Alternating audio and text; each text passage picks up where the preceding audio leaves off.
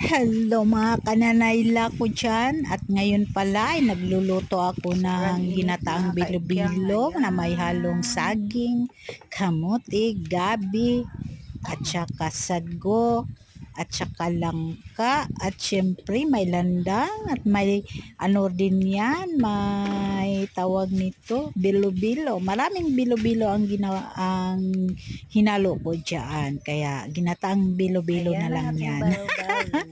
Ayan, kananayla. Ayan, at yan ay malapit ng maluto. At ayan, ngayon ako nagluto kasi bukas pahinga ako at magdasal tayo para bukas. At saka ngayon naman magdasal tayo pero bukas, kaya ngayon ako nagluto para bukas pahinga na tayo ha. At maraming salamat kananayla, subscribe.